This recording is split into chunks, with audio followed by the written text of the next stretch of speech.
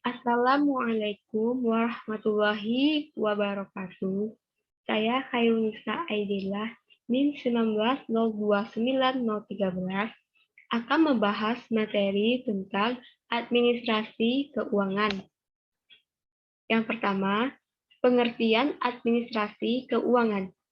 Menurut Ruben Hackes and Norris, kegiatan manajemen keuangan ini cukup variatif, mulai dari yang sangat sederhana, yaitu perencanaan keuangan yang sangat sederhana, sampai pada pengelolaan keuangan yang sangat kompleks.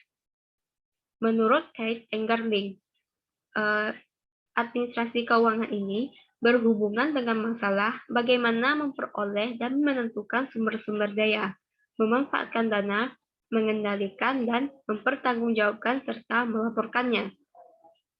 Dalam artian luas, administrasi keuangan adalah suatu pedoman yang erat kaitannya dengan penggunaan dan pelaksanaan dana yang ada dalam suatu organisasi untuk menghasilkan aktivitas organisasi. Dalam artian sempit, administrasi keuangan yaitu mencakup seluruh kegiatan yang berhubungan dengan pencatatan, pendataan, serta pengeluaran untuk pendanaan berbagai kegiatan operasional perusahaan dalam bentuk pengelolaan keuangan dan akuntansi.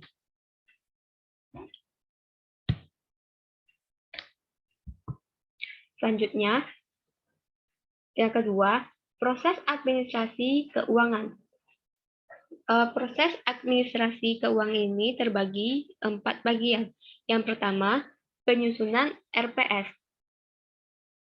Pentingnya rencana pengembangan sekolah atau RPS ini dimiliki untuk memberi arah dan bimbingan bagi para pelaku sekolah dalam rangka menuju perubahan atau tujuan sekolah yang lebih baik. Arti perencanaan sekolah adalah proses untuk menentukan tindakan masa depan sekolah yang tepat, urutan pilihan dengan memperhitungkan sumber daya yang tersedia. Tujuan RPS yaitu menjamin agar perubahan sekolah yang telah dicapai dengan kepastian yang tinggi dan risiko yang kecil, mendukung koordinasi antar pelaku sekolah, serta menjamin terciptanya integrasi, program, dan sinergi, baik antar pelaku sekolah, antar sekolah, dan dinas pendidikan kabupaten atau kota, dan antar waktu. Sistem perencanaan sekolah adalah satu kesatuan perencanaan sekolah untuk menghasilkan rencana sekolah dalam jangka panjang, jangka menengah, dan tahunan yang dilaksanakan oleh penyelenggara sekolah dan masyarakat. Tahap-tahap penyusunan RPS. Yang pertama, melakukan analisis lingkungan strategis sekolah. Yang kedua, analisis situasi untuk melihat status pendidikan sekolah saat ini. Yang ketiga, memformulasikan pendidikan yang diharapkan di masa mendatang. Yang keempat, mencari jaminan antara butir 2 dan 3. Yang kelima, menyusun rencana strategis. Yang keenam, menyusun rencana tahunan. Yang ketujuh, melaksanakan rencana tahunan. Dan yang kedelapan, memonitor dan mengamati. Yang kedua, penyusunan RKAS. Tujuan penyusunan RKAS adalah memberikan arah yang jelas terhadap program sekolah, merencanakan kegiatan sekolah di masa yang akan datang, menjamin tercapainya integrasi dan sinergi data pada kegiatan di sekolah, mengoptimalkan partisipasi warga sekolah dan masyarakat dalam hal dukungan dan kepengawasan, dan menjamin tercapainya penggunaan sumber dana secara efisien, efektif, berkeadilan, dan berkesinambungan. Ketentuan penyusunan RKAS, yaitu pertama, menggunakan analisis strategi SWOT. Yang kedua, analisis SWOT dilakukan setiap tahun. Yang ketiga, RKAS merupakan penjabaran dari RKS. Yang keempat, program yang direncanakan lebih bersifat operasional. Yang kelima, adanya benang merah antara tujuan tahunan dan sasaran 1 tahun. Dan yang keenam, rencana dan program sekolah harus memperhatikan hasil analisis SWOT. Langkah-langkah penyusunan RKAS, yaitu pertama, melakukan analisis lingkungan operasional sekolah. Kedua, melakukan analisis pendidikan sekolah saat ini. Ketiga, melakukan analisis pendidikan sekolah 1 tahun ke depan. Keempat, menentukan ketetapan antara situasi sekolah saat ini dan yang diharapkan 1 tahun ke depan. Yang kelima, merumuskan tujuan sekolah selama 1 tahun ke depan. Yang keenam, mengidentifikasi fungsi atau urusan sekolah untuk review dikaji tingkat kesiapannya. Yang ketujuh, melakukan analisis SWOT. Yang kedelapan, merumuskan dan mengidentifikasi langkah alternatif pemecahan masalah. Yang ke-9, program penyusun rencana. Yang ke-10, menentukan tonggak kunci yakin atau keluaran apa yang dan kapan capainya. Yang ke-11, menyusun rencana belajar. Yang ke-12, menyusun program rencana pelaksanaan. Yang ke-13, menyusun rencana dan evaluasi. Yang ke-14, membuat jadwal pelaksanaan program. Dan ke-15, menentukan penanggung jawab program atau kegiatan. Yang ketiga, pertanggungjawaban keuangan sekolah. Penerimaan dan pengeluaran keuangan sekolah harus dilaporkan dan bertanggung jawab secara rutin oleh manajer sekolah sesuai dengan peraturan yang dipertanggungjawabkan. Pelaporan dan pertanggungjawaban anggaran yang berasal dari orang tua peserta didik dan masyarakat dilakukan secara rinci dan transparan sesuai dengan sumber dana. Selanjutnya keempat, perencanaan dan pembuatan anggaran. Perencanaan dan pembuatan anggaran ini terbagi atas 3 bagian.